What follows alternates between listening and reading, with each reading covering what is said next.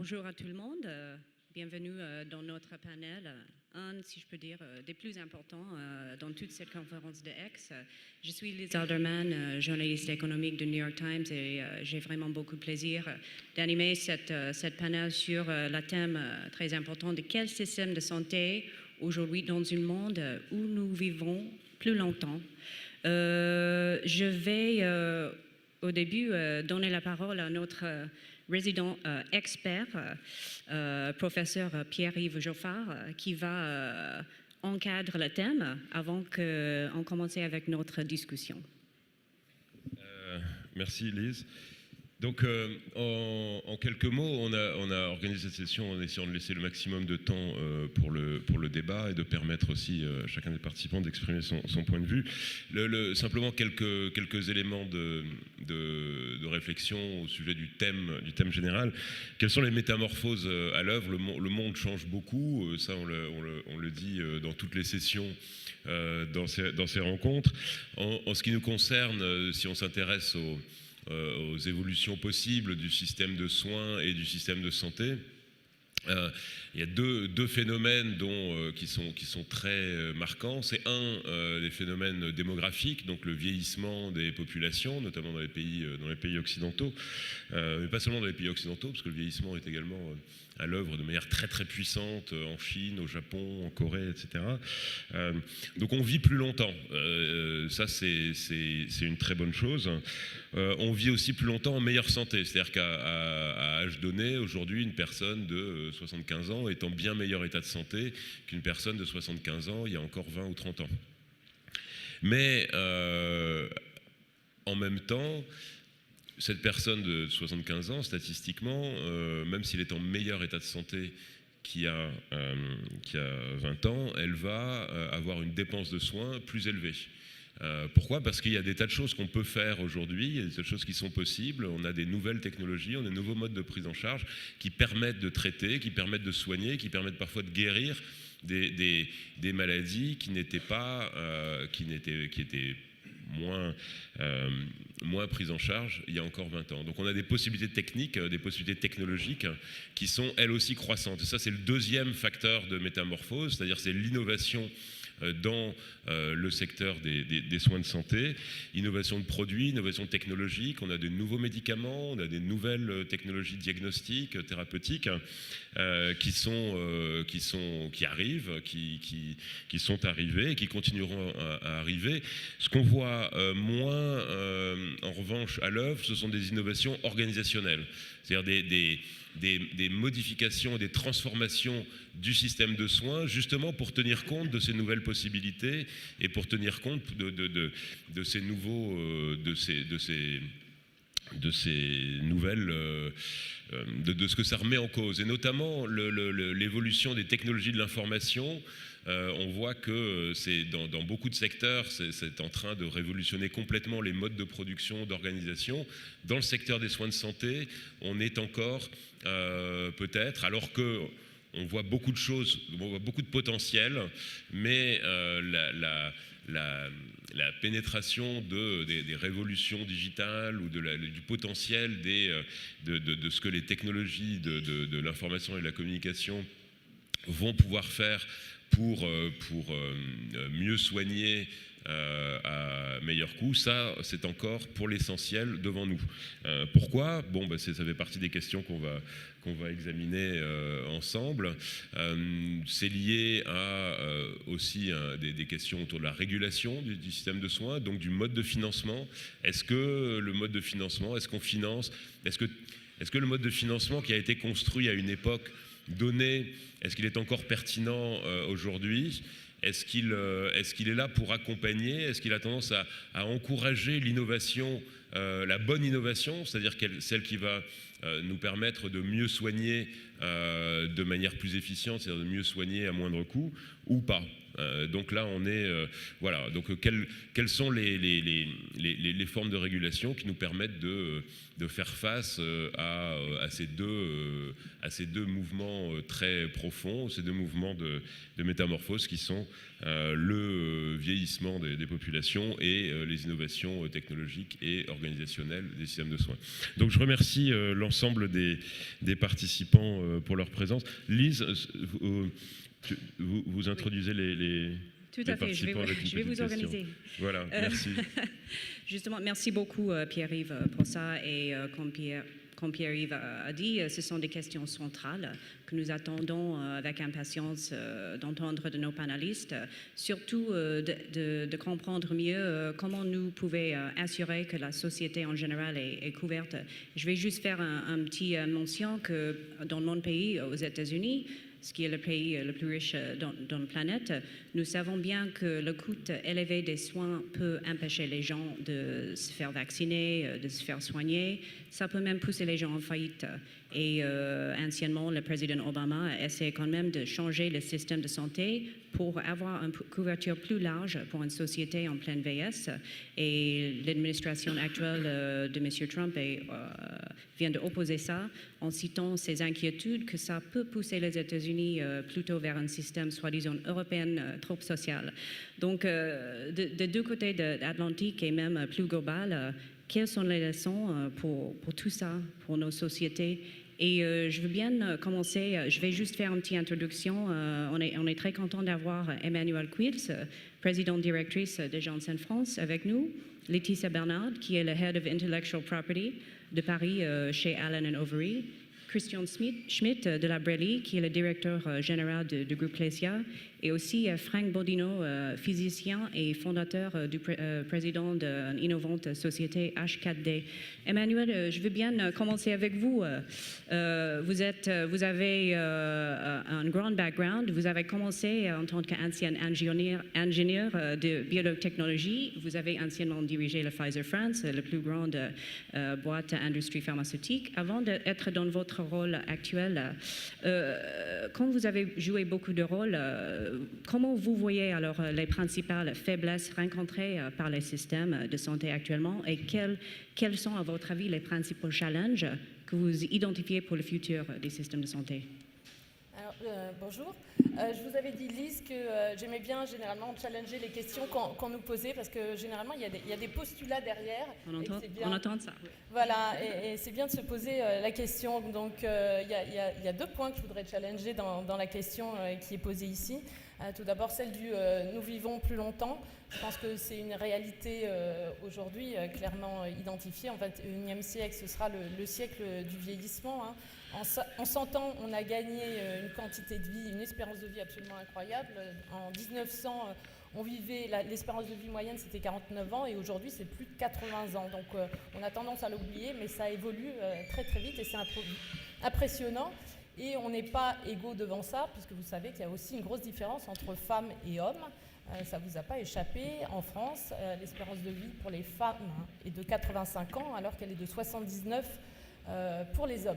Donc quand on se projette, on pense que les hommes vont un petit peu rattraper les femmes, mais on ne sait pas jusqu'où va aller cette courbe. Mais c'est très important de se dire que finalement, il y a 2 sortes de populations aussi à regarder dans ce vieillissement.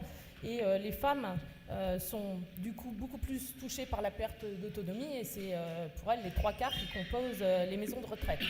Donc c'est important à garder en tête. Mais je disais que j'allais challenger parce que l'idée, c'est de dire on est persuadé que l'espérance de vie va s'allonger partout. Or, aux États-Unis, ce qu'on a vu depuis quelques temps, ça a été observé dans une sous-population très précise, les blancs entre 45 et 54 ans. Sur les dernières années, on avait observé qu'il n'y avait plus de progression de l'espérance de vie. Et il se trouve que depuis 2 ans, ça s'est généralisé à la population américaine, ce défaut de croissance de l'espérance de vie. Et c'est dû à ce qu'on appelle de façon terrible les morts du désespoir, parce qu'il faut savoir qu'aujourd'hui, il y a des suicides de façon importante, des personnes qui boivent de l'alcool et qui génèrent des décès, et également des overdoses. Donc c'est des informations qu'on n'a pas, mais il faut se challenger sur finalement cette progression de vie n'est pas forcément inéluctable. et surtout, elle n'est pas forcément liée à la santé. Donc, il y a un lien qu'on fait très directement entre santé et vieillissement qui n'est pas forcément aussi évident, puisqu'on voit que les personnes décèdent d'autre chose que de la capacité de les prendre en charge voilà, par des traitements. Et puis l'autre chose que je voulais indiquer également quand on aura la discussion, c'est que là on parle des systèmes de santé, et en fait les systèmes de santé sont beaucoup plus difficiles à définir que les systèmes de soins, parce que quand on parle de santé, en fait il y a beaucoup de choses qui ont un impact dessus. Il y a notamment la pollution, l'alimentation, etc., qui sont des choses finalement assez difficiles à définir, donc c'est plus facile quand on aborde le sujet sous l'angle système de soins. Voilà, ça c'était mon préalable et mon challenge sur la question. Ensuite, on parle de système de soins. Vous m'avez posé la question, quels sont les grands défis ? Les 3 grands défis dont je parlerai pour les systèmes de soins, c'est d'abord qu'ils coûtent trop cher. La deuxième, c'est que la qualité moyenne des soins est suboptimale. On peut même dire qu'elle est parfois insuffisante. Et surtout, l'accès aux soins est inégal à travers le monde ou dans un même pays. Donc je pense qu'on va tous pouvoir développer largement sur ces thèmes-là. Il y a beaucoup de pistes possibles pour évoquer en fait comment est-ce qu'on peut les améliorer. J'en ai plein, je ne sais pas combien de temps j'ai encore, mais j'imagine encore quelques minutes. 1 minute. Ok, donc je veux juste revenir sur les grandes thématiques qui me paraissent importantes à aborder quand on parle de transformer les systèmes de soins. Le premier, c'est l'hôpital, ça a été évoqué rapidement par Pierre-Yves Geoffard. L'hôpital aujourd'hui est arrivé à ses limites. On sait qu'on ne peut pas traiter à l'hôpital toutes les pathologies comme on le faisait autrefois. On re-challenge son statut, sa capacité à gérer l'ensemble des pathologies, notamment les chroniques. Et je le sais d'autant mieux qu'en étant responsable d'un groupe pharmaceutique ici en France, les nouvelles molécules qu'on apporte en fait challenge complètement ce business model à l'hôpital.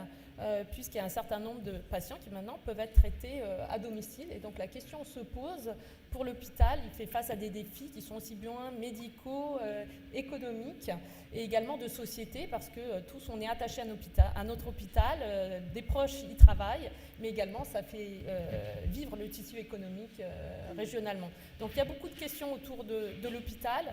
Le deuxième sujet qui me paraît important, c'est mettre de la cohésion dans le système. Je pense qu'on est tous concernés en sachant que finalement on est rapidement, quand on a atteint d'une pathologie, trimballé d'un lieu à un autre. Le sujet, c'est quelle cohésion on arrive à mettre pour faire en sorte que les dépenses associées à cette prise en charge soient pertinentes. C'est extrêmement difficile aujourd'hui à coordonner les soins. C'est un problème auquel on doit s'attaquer dans le futur.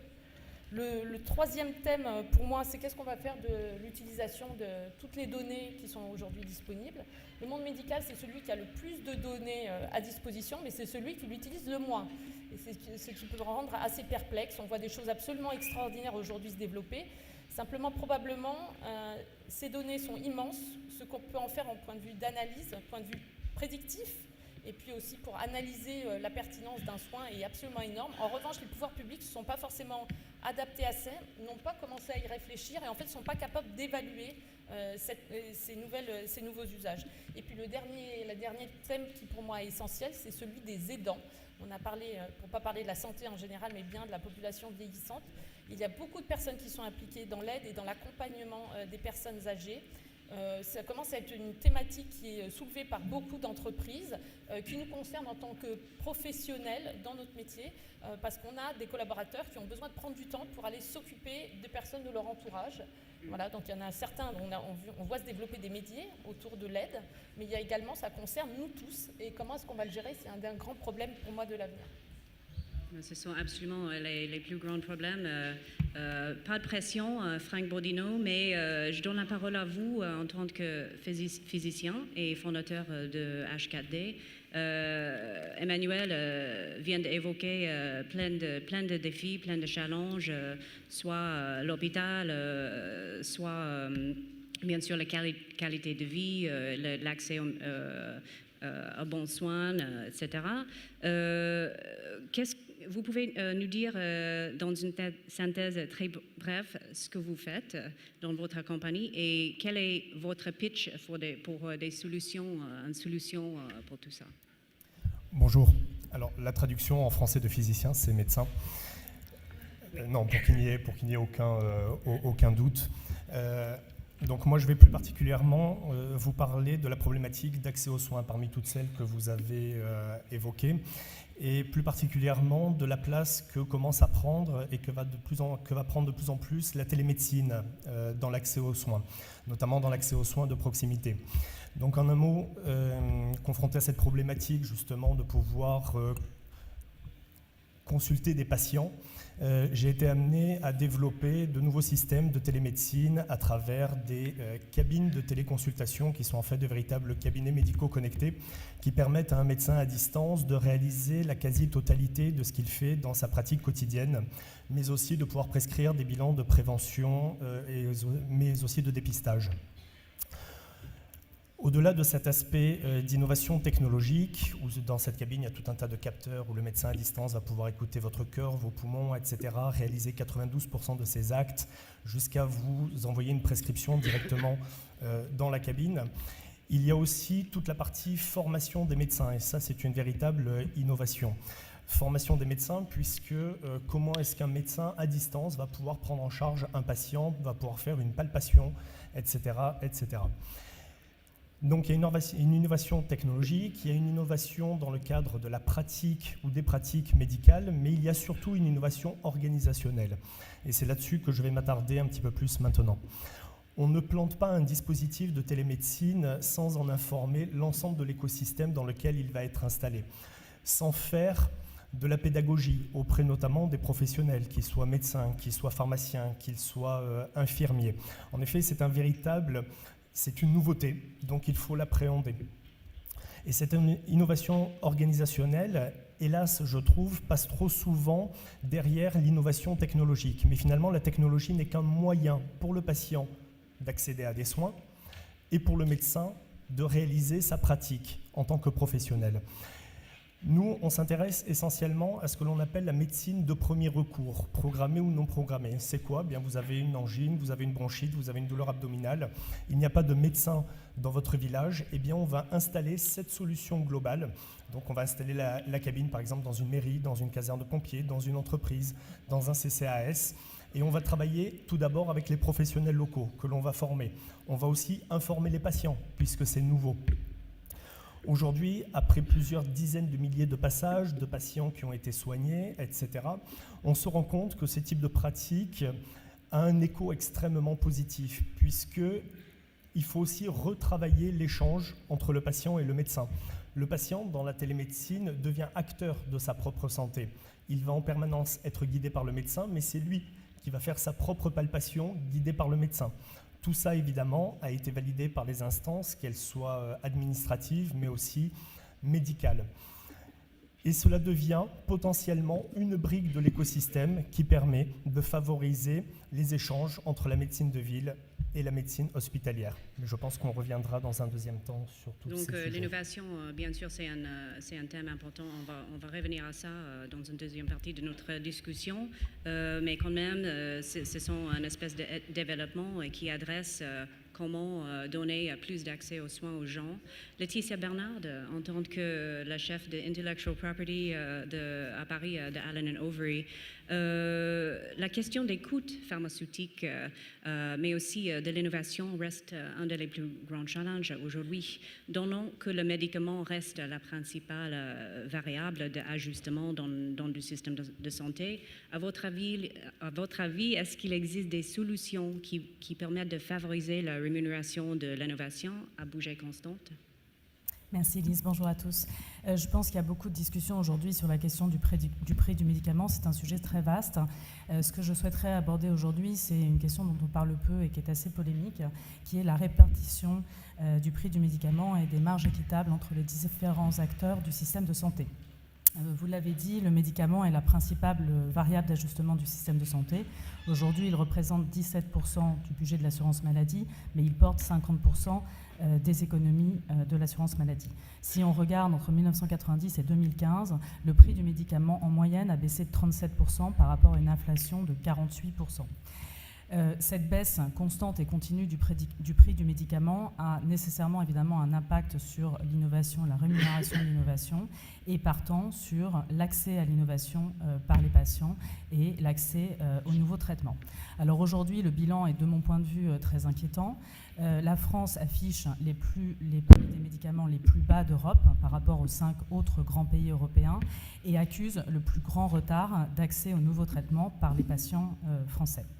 Donc, comme je le disais, le sujet est vaste. On peut parler de modes alternatifs à la fixation du prix du médicament, des contrats de rémunération de l'innovation et de contrats de performance, c'est certain.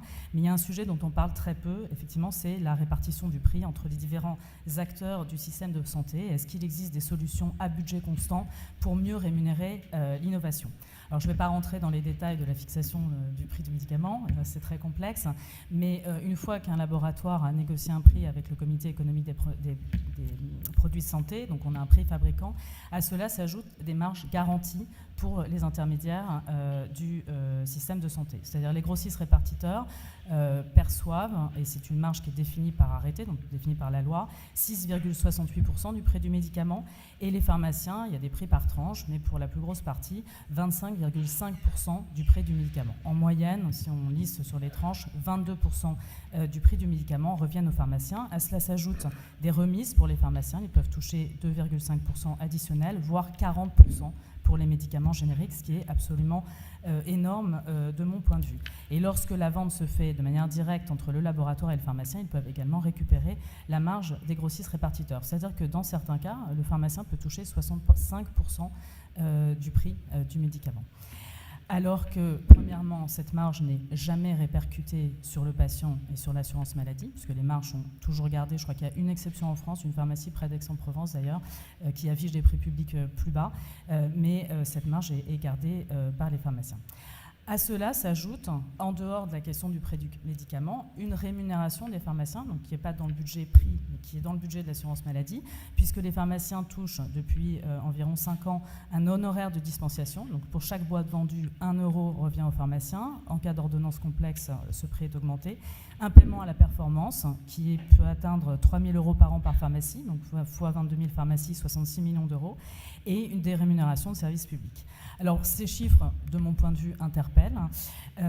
Ça me semble une situation assez délirante et anachronique, d'autant qu'il s'agirait de mesures assez faciles, enfin pas faciles, complexes, mais simples à mettre en œuvre pour garantir une meilleure rémunération de l'innovation à budget constant et de faire porter les économies réalisées sur le médicament par des acteurs qui ne contribuent pas à l'innovation. Alors pourquoi on en parle aussi peu ? C'est difficile d'analyser toutes les causes. De mon point de vue, la principale raison, c'est qu'il y a 22 000 pharmaciens en France qui sont implantés localement. Et bien sûr, ça a un impact sur l'électorat et aucun politique, à mon avis, n'a véritablement le courage de se saisir de cette question.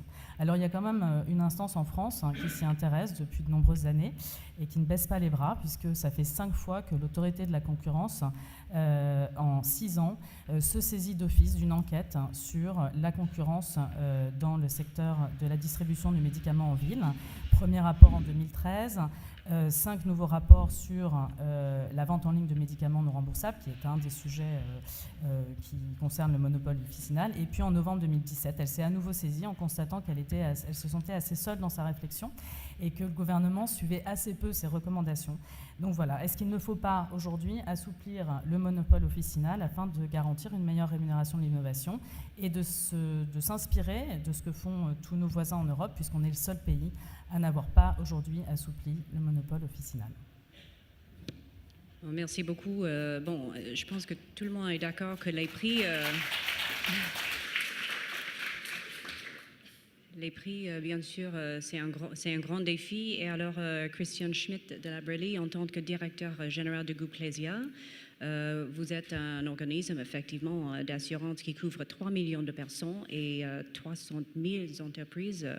Les organismes d'assurance, bien sûr, sont en face des grands défis dans un moment où l'augmentation des coûts de healthcare, des médicaments, semble irréversible. Quels sont les challenges pour vous? Les enjeux peut-être liés au vieillissement de la population pour notre système de santé sont déjà sur un fait. Dans cette période de métamorphose économique, géopolitique et aux multiples orientations, le vieillissement n'est pas un aléa, le vieillissement est un défi. On a une certitude dans le monde, c'est que l'on va vivre de plus en plus longtemps et c'est plutôt quelque chose d'une bonne nouvelle, quelque part. Après, derrière, bien évidemment, l'impact du vieillissement intègre bien évidemment la soutenabilité du financement de notre système de santé, sur lequel, un peu pour rejoindre les propos de Pierre-Yves et d'Emmanuel tout à l'heure, on a une problématique qui est plutôt liée à des innovations organisationnelles qu'à des innovations technologiques. Dans ce domaine-là, les enjeux au vieillissement sont à la fois bien évidemment faire accéder les patients à l'innovation dans cette soutenabilité financière, que ce soit sur un point de vue technologique, que ce soit sur un point de vue de désertification médicale et d'autres sujets, mais globalement, ce qui reste quand même dans le défi est un enjeu que je qualifierais sur d'abord un virage pour nous qui est passé d'un virage du curatif à un virage du préventif. Il vaut mieux prévenir que guérir, et là, quelque part, la France est peut-être un peu en retrait de l'Europe lorsque l'on sait que seulement 2% de nos dépenses de santé sont liées à la prévention, quand en Europe, on est à peu près aux alentours de 4%. Donc là, dans cette logique organisationnelle, et le deuxième point, comme le disait tout à l'heure Emmanuel Quillet, c'est bien d'investir davantage dans l'accompagnement de ce vieillissement. On parlait de l'aide aux aidants, notamment, et d'avoir des démarches plus pragmatiques et plus crédibles en matière d'accompagnement de l'ensemble de cette population. Donc, est-ce que le vieillissement est une problématique? La santé n'a pas de prix, on le dit toujours. Néanmoins, les dépenses de santé augmentent plus vite que la croissance. Donc, très clairement, il n'y a pas lieu de faire des économies sur la santé, mais il y a lieu de se retrousser les manches pour partir dans une rationalisation des dépenses de santé et de faire en sorte que l'argent utilisé soit mis au bon endroit face à ces évolutions démographiques qui sont inévitables. Absolument. Bon, on veut bien, donc vous avez tous évoqué des sujets absolument centraux. Je veux bien vous faire entrer dans un débat, mais entre-temps, pour vous dans la salle, préparez bien vos questions pour après notre petite discussion. Et la réponse alors, est-il bien la prévention, les restrictions de nos hôpitaux, des technologies nouvelles, voire même l'intelligence artificielle, ou pour l'industrie pharmaceutique, un sacrifice de profit plus élevé pour que les coûts des médicaments soient plus bas. Emmanuel, je veux bien que vous lancez cette discussion parce que... Je ne sais pas si le sujet du coût est un problème. Le sujet, c'est l'efficience. Le problème qu'on retrouve toujours dans les 4 thématiques que j'ai soulevées, c'est le sujet de l'efficience. Et la difficulté qu'on a aujourd'hui, c'est d'arriver à faire en sorte que les pouvoirs publics arrivent à parler de santé de façon positive. Le problème, c'est que quand ils parlent de santé et de soins, immédiatement, ils partent dans un sujet qui est l'angle économique. Et en fait, ils sont en permanence en train de se justifier sur le sujet du budget qu'ils doivent mettre derrière le soin. Et ils n'ont pas trouvé encore les moyens de parler de façon positive de la santé. Alors on le fait de temps en temps quand on va parler de prévention, parce qu'on a l'impression que ça fait du bien à tout le monde et qu'on ne s'occupe pas que de traiter les maladies, on n'arrive pas à la fin. Mais de quelle façon est-ce qu'on peut parler de façon positive de ce qu'on fait dans la santé? Et vieillir, vivre plus longtemps, c'est une chose bien, mais comment est-ce qu'on vieillit en bonne santé et comment est-ce qu'on l'accompagne? Ça, c'est un des sujets qu'il faut absolument arriver à aborder. Et je pense que c'est important qu'on arrive à mettre l'ensemble des acteurs autour de la table, parce que ce sujet dont je parlais des aidants est un vrai problème du futur. Et il ne concerne pas les individus, les citoyens à titre individuel, il concerne les entreprises, parce qu'on est tous à accompagner finalement le travail plus longtemps. Donc pour moi, c'est absolument essentiel qu'on puisse retrouver. Tout à l'heure, Christian Schmitt l'a dit, il a dit c'est une bonne nouvelle qu'on vive plus longtemps, mais je ne challenge pas ça. Je pense que c'est les autorités, eux, qui doivent se poser la question s'ils veulent transformer ça vraiment en une opportunité pour le système de santé, ou alors pour eux, c'est une catastrophe potentielle. Voilà. Moi, je suis du côté positif, mais je Oui. pense qu'il faut qu'on arrive à le porter avec des faits. Et pour ça veut dire une transformation beaucoup des systèmes organisationnels, et c'est ce qu'il y a le plus dur à faire. Enfin, on le sait tous, quand on est dans une entreprise, qu'on est dans un système compliqué, les faire évoluer, c'est beaucoup plus difficile que simplement d'apporter une molécule qui serait la molécule qui donnerait une durée de vie plus longue.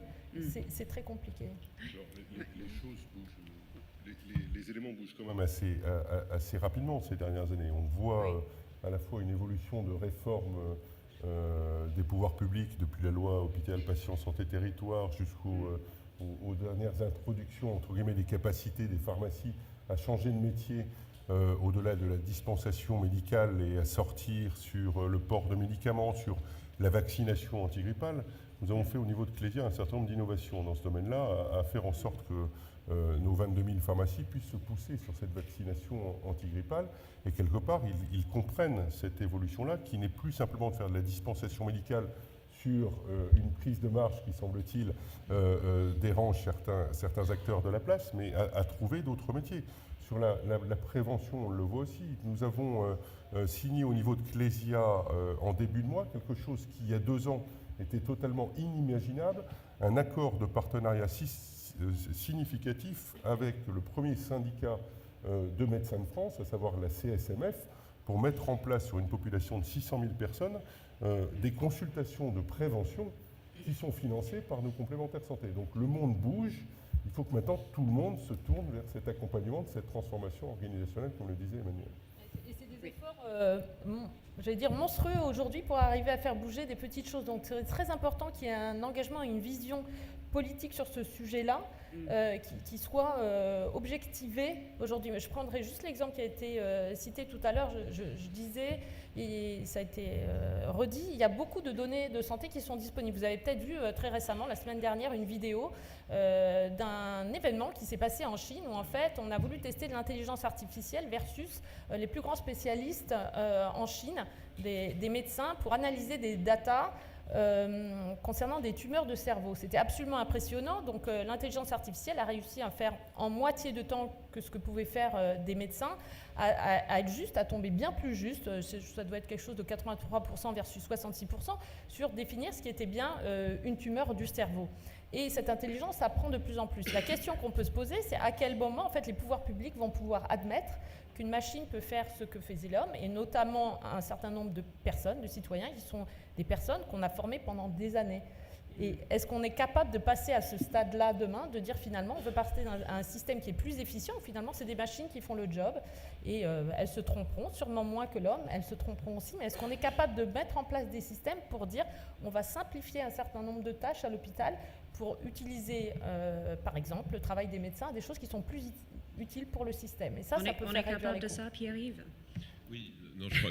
Moi, ce qui me frappe dans les différentes interventions, c'est à la fois leur diversité et ce qui les unit, c'est-à-dire ce questionnement sur est-ce que le mode de régulation et la manière dont les soins de santé sont financés encouragent ou au contraire freinent ou brident l'innovation, et notamment l'innovation organisationnelle. Et c'est vrai sur tous les sujets qui ont été évoqués. Moi, ce qui me frappe, c'est que la cabine connectée dont vous avez parlé, elle se déploie plus facilement et plus rapidement dans d'autres pays que les nôtres, dans des pays où les systèmes de soins sont moins développés, parce que ce sont des pays plus pauvres.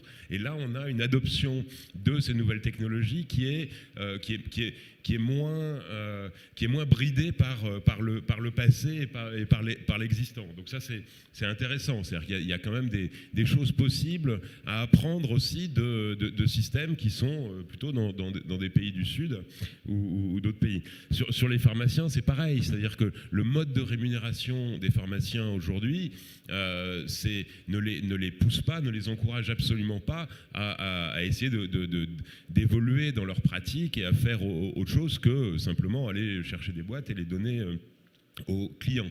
Et ça, il y en a beaucoup qui voudraient et qui voient bien que l'avenir de ce métier de pharmacien, c'est pas justement simplement dans la vente de boîtes de médicaments, mais c'est dans un conseil, c'est dans le fait d'accomplir soi-même certains actes de vaccination, de prise de tension, etc. Ça, c'est possible, mais c'est pas encouragé, c'est pas forcément rémunéré, ou en tout cas pas assez. Mais ça bouge. Sur la prévention, c'est pareil. oui, lorsqu'on a un mode de rémunération des médecins qui est essentiellement un mode de rémunération à l'acte, avec 25 € la consultation, il ne faut pas s'étonner que les médecins généralistes n'aient pas le temps, les moyens, les incitations de passer du temps avec les patients qui en ont besoin pour s'engager vraiment dans une démarche de prévention. Donc, et sur les aidants et l'articulation entre prise en charge hospitalière ou hospitalière au sens large et prise en charge à domicile, aller-retour, essayer de voir un peu comment on peut essayer de penser à des parcours plus flexibles, qui permettent aussi aux aidants de respirer par moment. Tout ça se heurte au problème de financement du système de soins qui est pour l'essentiel, encore en grande part, en silo. On rémunère l'hôpital sur un budget, on rémunère l'hospitalisation à domicile sur un autre budget, on rémunère le médicament sur un autre budget, et il y a très peu de fongibilité, de passage d'un budget à l'autre. Et ça, c'est absolument délétère pour l'innovation, parce que si on a innovation qui permet d'améliorer l'efficience, c'est souvent au prix de redéploiement et de transfert d'un poste budgétaire à l'autre. Donc on est dans un système où la régulation et notamment le financement peut être vraiment un frein, ou au contraire peut être un accompagnant de l'innovation. Oui. Je me permets de rebondir encore sur ce point. L'efficience, c'est bien le rapport du résultat sur les investissements qui ont été faits. Donc l'investissement, c'est ça, on sait très bien en parler, on sait le mesurer, on a l'habitude. En revanche, c'est les résultats qu'on n'a pas l'habitude de mesurer en santé. Et c'est toute la difficulté, c'est comment on mesure le résultat qu'on a obtenu par une transformation, un médicament, une façon de faire, un process. Et c'est pour ça que c'est difficile à évaluer cette efficience. Franck, vous avez quelque chose à dire là-dessus? Oui. Globalement, la France, dans ce domaine-là, est plutôt en avance de phase. Le poids de la santé en France est 12% du PIB, quand aux États-Unis, ça représente 17%. Et si on prend quelque chose de mesurable, qui est l'espérance de vie, on voit que l'espérance de vie française est supérieure à l'espérance de vie américaine, quelque part. Donc finalement, on n'est pas mauvais. Mais c'est vrai que dans ces problématiques de transformation, on le voit au niveau de toute entreprise, que ce soit Janssen, Clésia ou chacune de nos maisons, c'est qu'à un moment donné, on ne se transforme pas sans investir. Et à un moment donné, il faut prendre la part de se dire, on met sur la table un certain nombre d'investissements qui vont nous permettre de faire des économies par rapport à un modèle qui va être dépassé dans ce champ-là. Généralement, quand on veut faire 100% d'économies par rapport à un ancien système, on met 66 sur la table. Donc c'est vraiment tout l'engagement qui est le nôtre. Bon, Franck et Laetitia, des réponses, et après, on veut bien prendre des questions de la salle. Oui, tout à fait. Alors, juste pour revenir sur ce que vous disiez, en effet, nous, on a eu une expérience dans certains pays émergents. Aujourd'hui, les pays dans lesquels nous développons le plus, ce sont les pays occidentaux, paradoxalement. Tout simplement parce qu'il y a des questions aussi de moyens, d'investissement qui sont mis à disposition d'entreprises, de systèmes organisationnels, etc.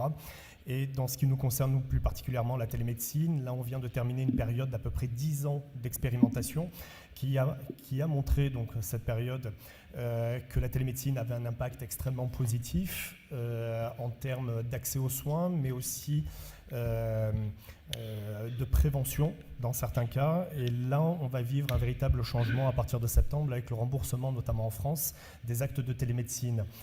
Donc ça, c'est quelque chose qui est très fort. Dernier point, comme vous disiez, on ne transforme pas sans investissement, mais on ne transforme pas sans écouter non plus les demandes des patients et les demandes des médecins. On parlait de mutation tout à l'heure dans la société. Il y a une mutation forte de ce que représente la famille et de la manière dont on a de percevoir ses parents, ses grands-parents, etc. Ça, c'est quelque chose quand même qui est arrivé relativement récemment. Et il y a aussi une mutation chez les médecins. Les médecins font partie de la population, ils vieillissent, les jeunes médecins aussi ont une nouvelle pratique et il faut savoir aussi s'adapter à ces transformations sociétales. Pour dire ce que vous disiez, Pierre-Yves et Emmanuel, je pense qu'on souffre en France, alors ça va bien au-delà du système de santé, mais je suis d'accord, Emmanuel, pour dire que c'est particulièrement critique dans le domaine de la santé, d'un cloisonnement entre les différents acteurs. Il y a quand même très peu de dialogue, très peu de travail collaboratif. On voit ces dernières années de plus en plus de relations avec les associations de patients, mais c'est assez délirant de se dire que pendant des années, le patient n'était pas du tout invité à participer au débat sur ces questions-là. Bon, peut-être qu'il y a des expériences alors que vous voulez partager depuis la salle, je ne sais pas, mais on veut bien prendre vos questions. Donc, si vous pouvez lever les mains, on va vous passer le micro.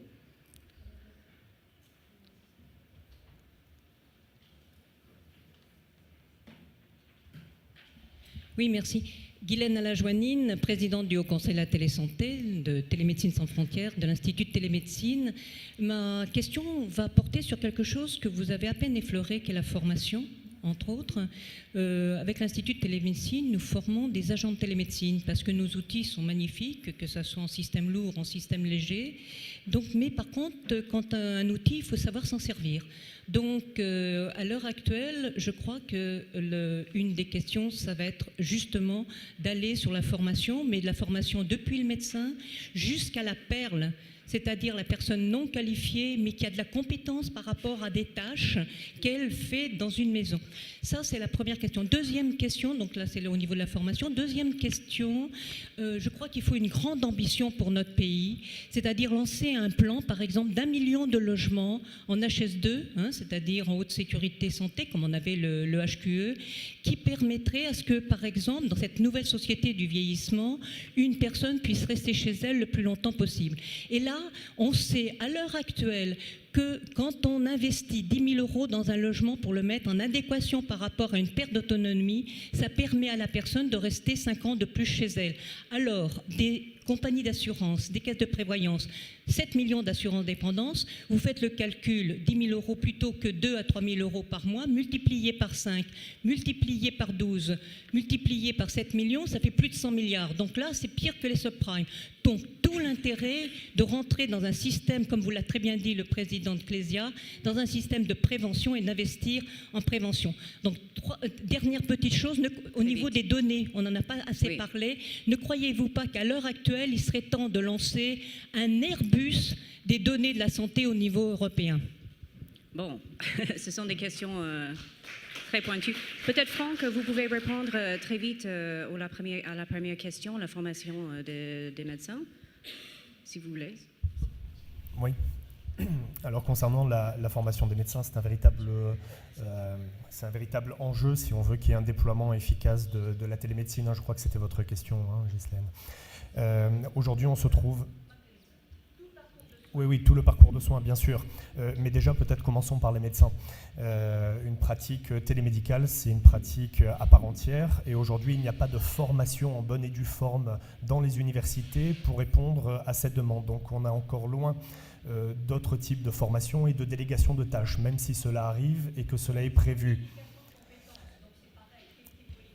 Oui, mais enfin, quand on voit ce que donnent les certifications de compétences dans les universités, elles sont très particulières. Nous, aujourd'hui, je vois par exemple avec certains groupes privés, notamment nord-américains, on a passé 6 ans et demi à travailler tous les protocoles et toutes les références médicales opposables pour savoir ce qui pouvait être utilisé en termes de télémédecine. Lorsque l'on arrive à la conférence des doyens et que l'on propose justement ce type de choses, il commence à y avoir une écoute. En effet, il y a des certifications qui sont mises en place. Ça nécessiterait, je pense, en tant que médecin, de véritables modules de formation.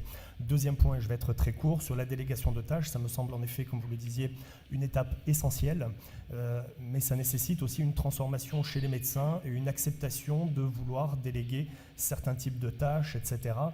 Ça commence à se faire, notamment en ophtalmologie. Je crois qu'il faut le poursuivre dans tout un tas d'autres spécialités, sans quoi on va être limité dans des déploiements. Christian, pour le deuxième. Je trouve que quelque part, enfin je reste optimiste, on s'aperçoit depuis une petite année à la fois une évolution du positionnement des pouvoirs publics qui était assez dogmatique sur un certain nombre de sujets, qui sont aujourd'hui, il me semble, beaucoup plus ouverts à la fois dans les discussions avec l'industrie pharmaceutique. Je crois que nous avons dans quelques jours une réunion de très haut niveau, voire à un niveau mondial, qui va mettre la France au centre de ces préoccupations-là. Des évolutions dans nos projets de financement de la sécurité sociale avec une assurance maladie qui nous ouvre à la dispensation d'actes, je pense, de la télémédecine qui jusqu'alors était complètement fermée.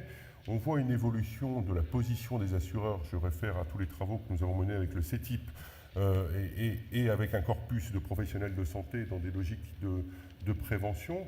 Ça y est, on y va. L'innovation est dans le bon sens. On est au début de ce virage pour mieux utiliser finalement le budget tel qu'il est sous contrainte et de faire en sorte d'éviter avec des travaux de fond. Je pense au LEM qui depuis 3 ans à travailler avec Emmanuel Quiles et l'ensemble des autres acteurs sur la iatrogénie, sur le fait d'avoir des interactions médicamenteuses pour des personnes de plus de 75 ans qui prennent au minimum cette molécule et sur lequel la dispensation de soins n'est pas la même. Le monde bouge quelque part, on peut être fier de cette évolution, quoi. D'accord.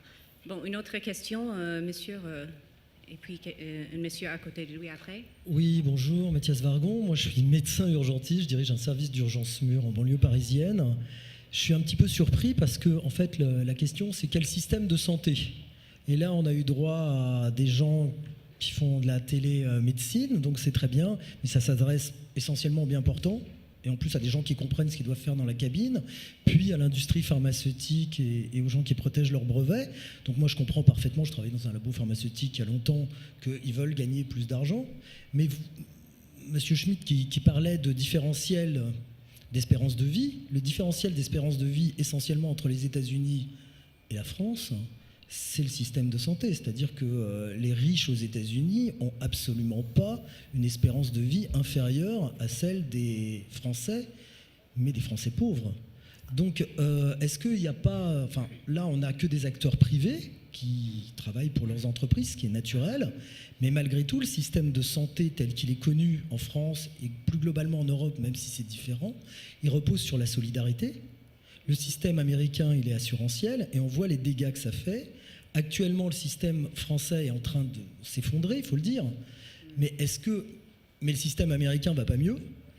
Quelles est pour vous, les options sur un système de santé qui soit égalitaire, qui ne profite pas qu'aux patients qui ont de l'argent, ou qu'aux entreprises pharmaceutiques ou de nouvelles technologies, mais qui profite à la fois aux patients.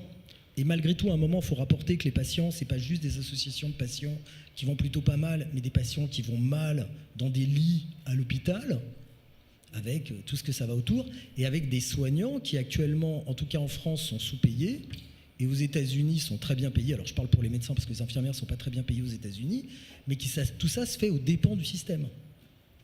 Tout à fait,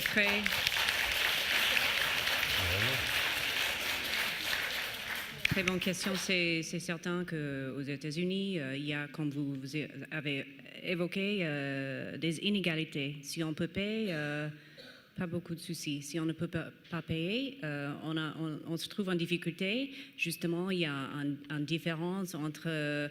il y a un débat aux États-Unis. Est-ce qu'on veut entrer dans une direction que président Trump a déclaré un système beaucoup plus socialiste qui ne souhaite pas pour les États-Unis, ou comme vous avez évoqué, le système quand même plus socialisé ici en France et en Europe soigne mieux à la population. Je vous laisse ouverte une réponse, en fait. Je me permets de répondre, même si je représente effectivement des intérêts privés, mais je pense qu'on est tous là à pouvoir avoir une opinion et à regarder ce qui se passe à travers le monde. Probablement, il n'y a pas de système parfait. Enfin, je pense qu'il n'y a personne qui peut le définir. Le système français est aujourd'hui un système solidaire et on s'en réjouit tous en tant que citoyens. Et on veut qu'il demeure ainsi. Mais c'est très difficile de trouver des équivalents. On a parlé effectivement des États-Unis, où on voit que finalement, même en mettant 18% du PIB dans la santé, vos indicateurs ne sont pas meilleurs. On n'a pas parlé de l'obésité, du diabète, des problèmes d'allergie, etc., qui augmentent dans ces pays-là. Donc, ce n'est pas proportionnel à l'argent qu'on met derrière. C'est la façon dont on construit l'efficience dans un pays. Donc, on parle parfois, on regarde dans les pays nordiques, parce qu'on pense que ça peut être des bons modèles. Mais la question est toujours, quelles sont les autres choses qui n'existent pas dans notre pays, qu'on ne peut pas vraiment transporter. Vous pourriez aussi prendre l'exemple de ce qui se passe à Singapour. C'est un modèle aussi qu'on aime bien. On a l'impression qu'à Singapour, tout se passe parfaitement et tout est propre. Le problème, c'est de savoir est-ce que la population est vraiment la même que chez nous. Est-ce qu'on peut tout retranscrire? Donc, il n'y a pas blanc et noir. Probablement, il faut y arriver à essayer de trouver notre solution ici en France, avec l'histoire qu'on a. Parce que quand on parle de transformer l'hôpital, et comme je disais, aujourd'hui, le business model de l'hôpital est challengé par les nouvelles technologies.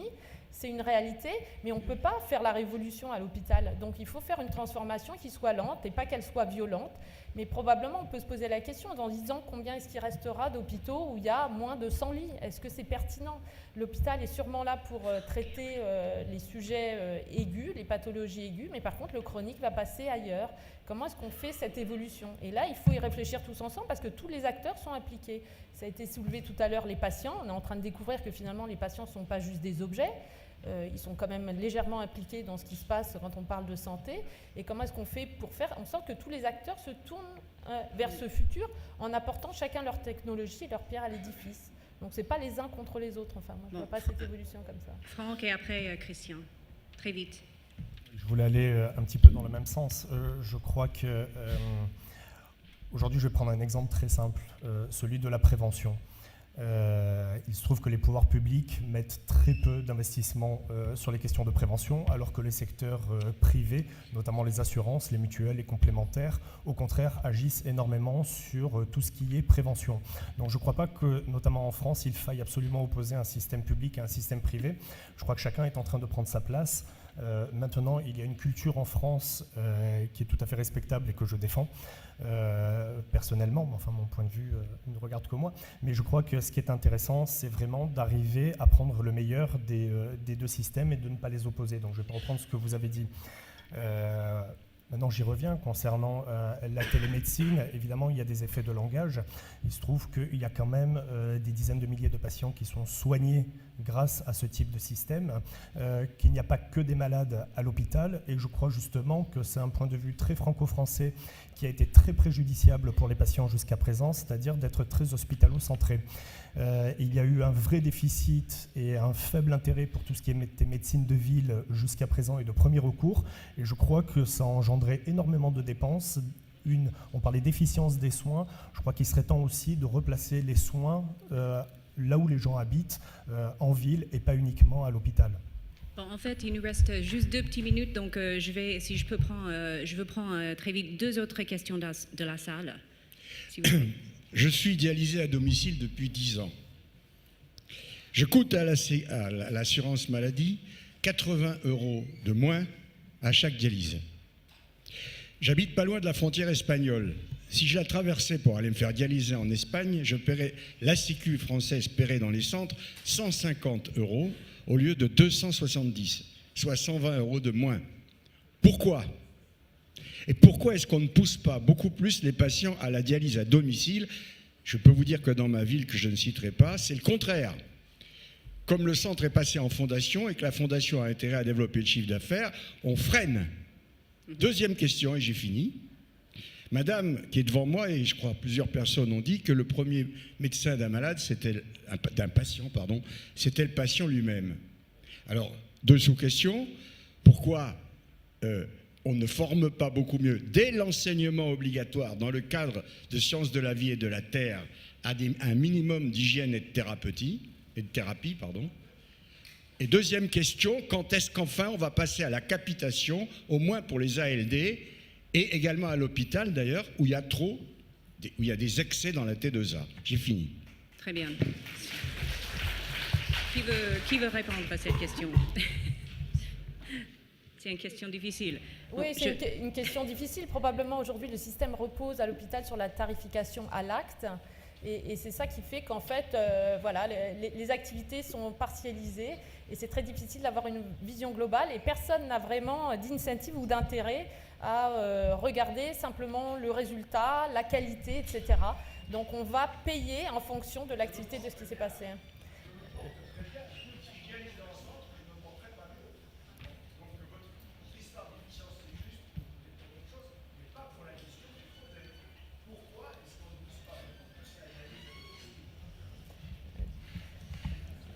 Je crois que j'ai répondu. La question que vous posez est même encore plus large que ça, c'est-à-dire qu'elle pose la question de l'articulation entre la dialyse et la transplantation rénale. C'est-à-dire que dans beaucoup de cas, en cas d'insuffisance rénale, la transplantation peut offrir une solution qui améliore la qualité de vie des patients et qui est moins coûteuse pour le système de soins. Or, il y a des pays où c'est ce mode de prise en charge qui est privilégié. C'est pas tout à fait le cas de la France. Pour vous rassurer, la ministre a lancé 4 chantiers, vous le savez peut-être, il y a quelques semaines, dont un concerne la pertinence des soins et l'organisation entre la ville et l'hôpital. Donc il faut espérer qu'à travers ce groupe, il y aura une réflexion sur comment est-ce qu'on peut faire évoluer ça. On va prendre une dernière question très vite. Madame.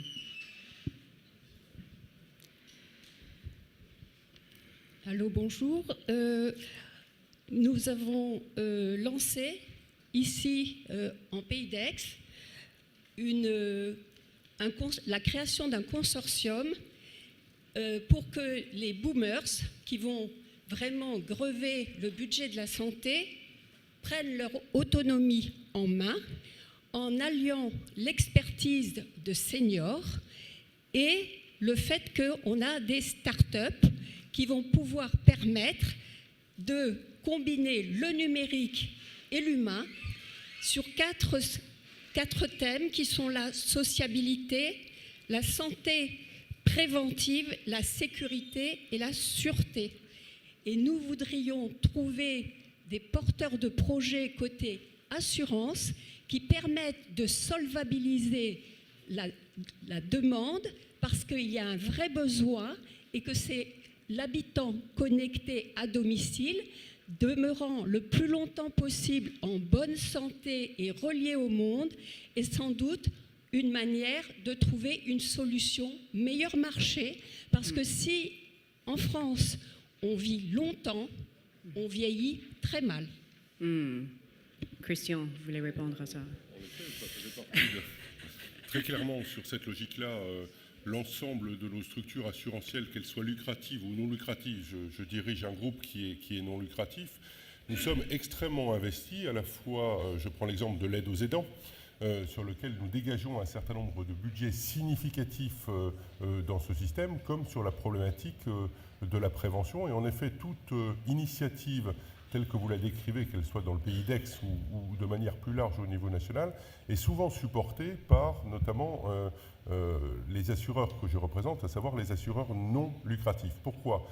Parce que la santé, comme vous le savez, réside dans le temps long, et très clairement, cette problématique d'accompagnement ne sous-tend pas pour nous un retour sur investissement, mais sur une logique de fidélisation, entre guillemets, de nos clients, sur lequel, in fine, à force d'avoir un parcours qui dépasse le curatif, mais qui en amont est dans la prévention, et qui en aval est dans l'accompagnement, fait en sorte que le client est content, et quelque part dans un métier qui va beaucoup évoluer dans la complémentaire santé, et qui rentre bien dans le mot complémentaire, pas au sens financier du terme, mais dans le mot complémentaire au sens où nous avons la proximité du patient.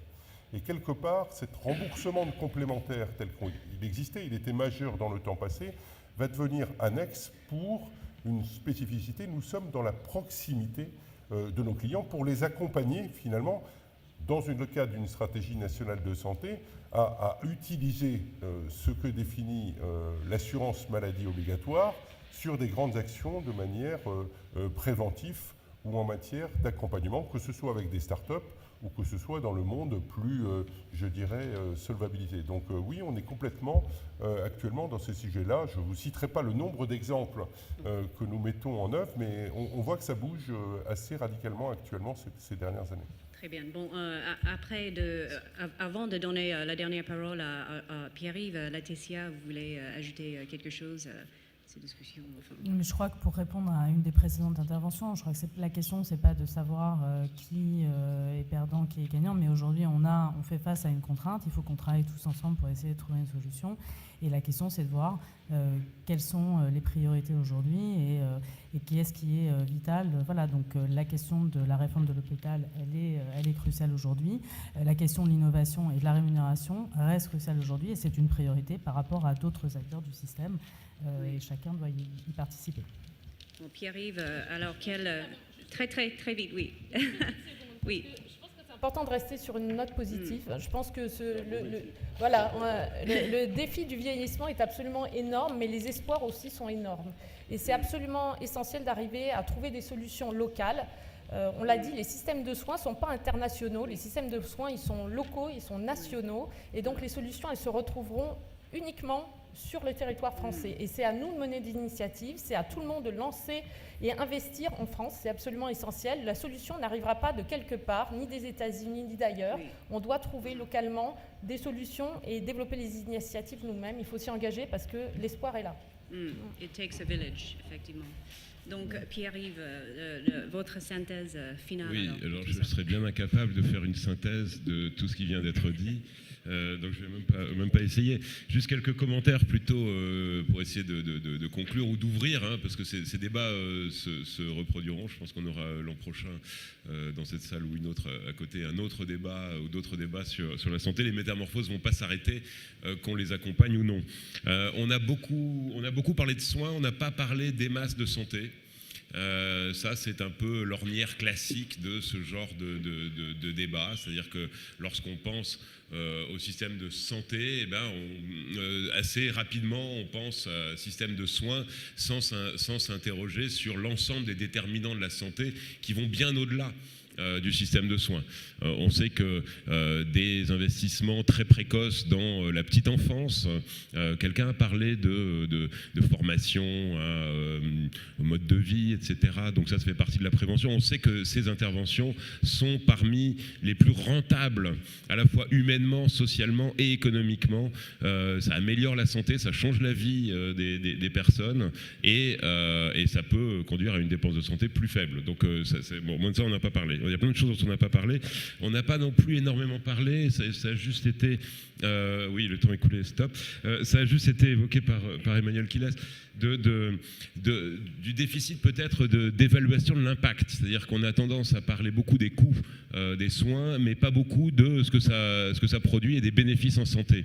Et je crois que là, ça permet de lier aussi cette problématique-là, c'est-à-dire mieux évaluer ce que tel protocole de soins, tel parcours de soins, en quoi ça améliore la santé des gens qui en bénéficient et comment on peut essayer de faire évoluer le système de rémunération pour prendre en compte cette valeur produite par les soignants et pour essayer d'adapter le système de rémunération, le système de financement au plus près de la valeur qu'elle crée en s'entendant sur une répartition entre qu'est-ce qui doit bénéficier aux patients, qu'est-ce qui doit bénéficier aux assureurs, qu'est-ce qui doit bénéficier aux producteurs, à l'industrie pharmaceutique ou à l'hôpital. Tout ça, on a là un cadre de pensée qui peut nous donner des pistes d'évolution du système et notamment dans le cadre de la révolution qui est en cours, qui est la révolution de la data, la possibilité d'utiliser des données pour mieux évaluer la valeur des produites par le système de soins, le bénéfice pour les patients.